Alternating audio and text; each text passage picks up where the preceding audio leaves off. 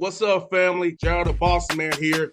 You're tuned into the Bossman Show on AM 1010, AM 1430, 1055 The King. Let the King out at 105theking.com and the Bossman Show at bossmanshow.com. Hit me up on Instagram, The Bossman Show, Twitter at Bossman Show, and Facebook, Bossman Show. It's the Bossman on your radio. Listen to the Bossman Show with your host, JR, Saturdays at 9 a.m. right here on AM 1010, The King. What's up, good people? Bet Online is your number one source for all your betting needs. The latest odds, lines, and matchup reports for baseball, boxing, golf, and more. Bet Online continues to be the fastest and easiest way to place your wagers, including live betting and your favorite casino and card games available to play right from your phone. Head to the website or use your mobile device to sign up today and get in on the action. Remember to use your promo code BELIEVE, B-L-E-A-V, for your 50% welcome bonus on your first deposit. Bet Online, where the game starts. BS3 Network, changing the way you watch TV. Yes, BS3 Network, changing the way you watch TV, covering content and hot topics from A to Z, sports, music, society and culture, movie reviews, you name it, we have it. Check it out on bs3network.com or check us out on Roku, BS3 TV on Roku, as well as check out your favorite podcast on all podcast platforms or Spreaker.com/BS3 Network. You are now tuned to BS3 Network.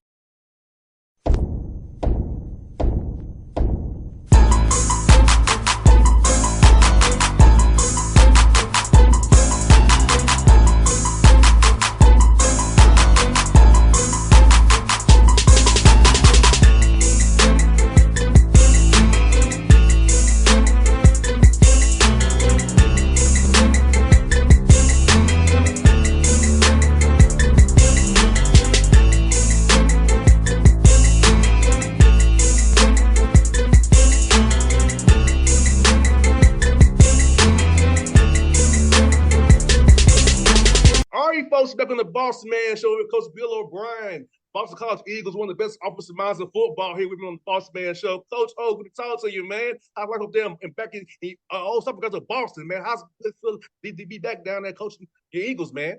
It feels good. I appreciate you having me on the show. It's like home for me. I grew up north of Boston, and my wife went to school here. This is a place I grew up loving, always dreamed about being a head coach here, and my career took me on some different pathways, but it's been great to be here. I love coaching these kids, and it's been good. We're off to a good start here so far. And Coach O'Brien, for you, man, getting back into it, how's it much fun is it for you to coach these young men? I know you coach the NFL, we all know that, but college football, you can actually have that deeper impact on a young man and help guide him for the rest of his life. And you do this game we love for football and help these young men become better husbands and businessmen and people in society after being in your program. Yeah, there's no doubt about that. I think that's probably the main reason why I enjoy coaching college football is because you can really you and your staff can really have an impact on their lives. You can help them on the football field. You can certainly help them off the field, especially at a place like BC where they can get a great degree. They can give back to the community here. That's what we're all about. And, so I would say that's one of the main reasons why I took the job was, that I was able to be back in that role where I could really help young men. So it's been great to begin to have a little impact on their lives. And coaches, summertime here comes around and you come off spring. How much do you install schemes and concepts for the season or working their bodies in their position groups? So I know it's kind of a balance. You have a whole new team, new roster, trying to figure out what's the best way to make sure we maximize our time in the summer, get ready for fall camp coming up in July. Yeah, it's a great question. We did a lot of installation in the spring. We probably got about 80% of our playbook installed in the spring. And then the summertime, we try to review a lot of that. A lot of what we do in the summertime is player-led, right? So we teach them how to do 7-on-7 and team periods, and then they do it on their own.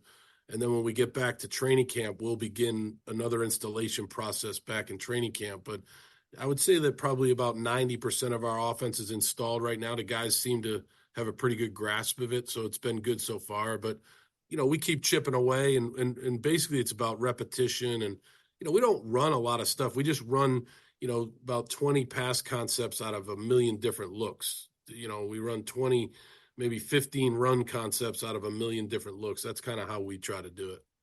And coach, what? And coaching with you, man, these young men get to actually learn the game from a mental perspective as well. Getting those mental reps in and kind of looking at, like you said, same play, different formation, different concepts. So talk about the part of getting them to watch film, to study the film, and really understanding the mental part of the game. And while we're running this concept, to beat this different kind of coverage and get them to understand a little bit more just X and O's, but the why we're doing it. Yeah, everything we do, the best teaching tool we have is film.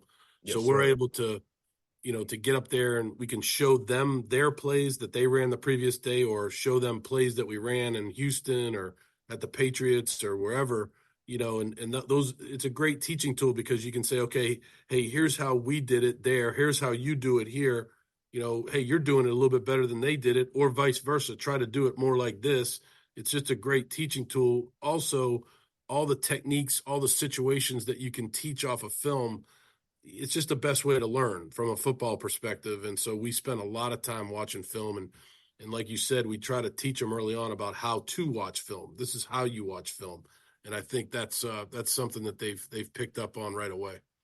And Coach O'Brien, like also for me, I love to look at the film because I want to see what a young man's what he's always actually looking at. Are you looking at just your position group? You looking at all 22 players? Because I want to look at all 22 to see what he's doing. When you do this, I like to see everybody. I don't focus on my position group, which is a wide receiver, but I want to see everybody so I can know when this look you're going here, you're shading here, you got post safety coverage. Okay, you're going to roll in this one. So, how talk about that piece of the young man to kind of put those outer layers together of football, kind of deep into football that you and I both love and understand. Yeah, I think that's really important that they, look, they've got to understand their job first, right? But yes, sir. What you can do with film is you can show them the whole, the all 22. Like, hey, here's what's happening. Here's why your job on this play is so important to the whole picture, to the whole play. And so when you can show them that on tape and you can show them what everybody else is doing and why it's so hard to get 11 guys to do the right thing on every play. It's very difficult to do that, right? Yes, sir. All these guys are human beings. They make mistakes. They're a little bit off once in a while. You're striving to get 11 guys to do the right thing on each play. That's what you're really trying to do. And I think that's why you show them the all 22 so they can see that, not just their position, but the big picture. And Coach O'Brien, what I love about your offense is that you can adapt to whoever your personnel is. What about that really been important at KYP, knowing your personnel, be able to adapt your schemes, your concepts to who you have offensively, defensively, and understand how it best fits for this football team, not just having a system you run, but be able to adapt it to who your personnel is on both sides of the ball.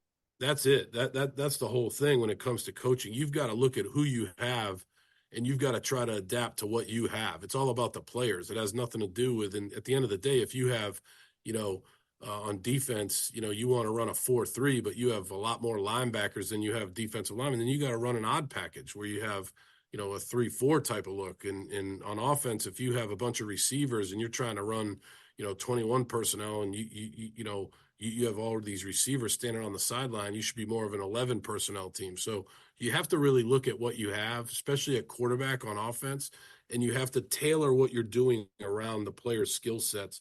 And your offense has to be multiple enough to be able to do that. And I think that's one thing we pride ourselves on is we have an offense that can take advantage of a lot of different types of skill sets. So that's what we try to do.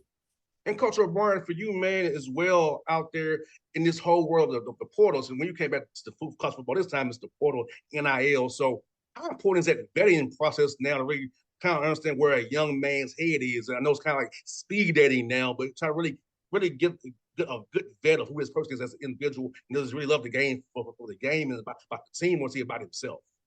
Yeah, I think that's huge. I mean, I think that, look at Boston College, we'll be in the NIL game, we'll be in the portal game. I think we have to build this through high school recruiting. Yes, sir. We have to do a great job of understanding, where they come from, what their families are looking for, what type of young men they are. This is a place that, we're not going to be able to just recruit the ESPN top 100. That's just not going to happen at BC. We have to find the right fits for Boston College. And then relative to the portal, we have to retain our players. We can develop players. We know how to do that, and we have to retain our players. So, that's one of the biggest things that's a difference that, from when I was at Penn State to now being at BC is the NIL and the portal is a bigger factor. We dealt with the portal at Penn State when the sanctions came out 12 years ago. We had to retain our team, so we have some experience with it. But, at the end of the day, it's all about retention and connecting with your players to show them, hey, look, we can develop you. You can be a good football player. You can get a great degree. BC has its own little niche in college football. We got to build on that.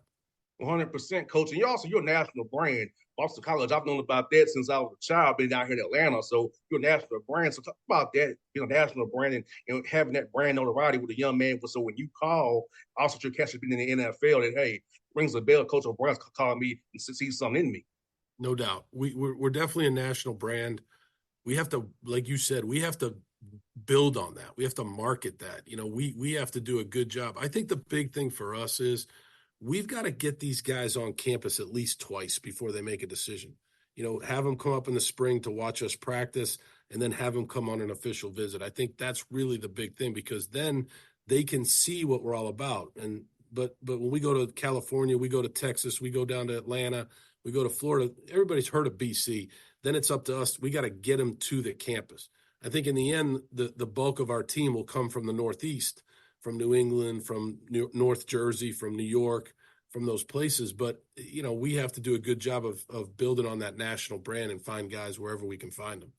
100%, coach. And for you, man, how has it been for you trying to get guys to buy into your culture, learning how to practice? Most very important for you. Learning how to practice the right way, learning how to work out the right way, going to class the right way. It's about that piece, getting guys to buy that culture and know about having discipline, having accountability for themselves and the program. Yeah, that's huge. I mean, I think that's one of the biggest things we try to do. We hired Craig Fitzgerald, our strength coach. We have a great staff here. Tim Lewis and Will Lawing, Matt Turn are the coordinators on special teams, offense and defense. And I think that's the big thing. We want to teach these guys how to practice. People ask us all the time, how am I going to develop my son? How are you going to develop my player if I'm a high school coach? Well, here's how. We run things on two fields, so a lot of guys are getting reps. We have really good teachers as coaches. Our strength and conditioning program is second to none. These guys are going to get stronger. They're going to get faster. They're going to be able to change direction better.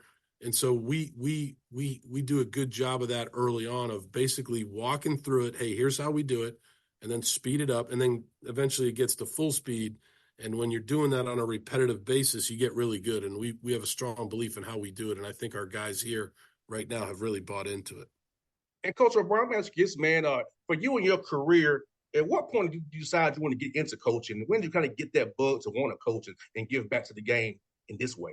Yeah, it's funny you asked that because, you and I were talking about your uncle earlier, Dave McHenry. It was guys like that I played for when I was younger that really made me want to coach. I mean, these were good guys that cared about kids. They were good teachers, but they cared about you off the field too. And coaching always intrigued me from the strategy standpoint, but also from the connection that you had, the ability to really get to know a person, especially on the football field, but also off the field. I love that. And so as soon as I graduated college, I'm like, I want to coach. That's what I want to do. And that's what I've ended up doing. It's been a great ride. I've enjoyed it. I have a lot of great relationships, and I love coaching. No doubt. And Coach, I think for you, man, seeing a young man call you about his wedding, he's having a baby, that's probably make you feel the happiest when it's really impacted the young man. He wants you to come to his wedding, let you know he had kids, he got a new job. So what about those success stories of coaching when a young man shares with you, Coach O'Brien, I had something great happen to me, and I thank you for all the things you taught me when I played for you.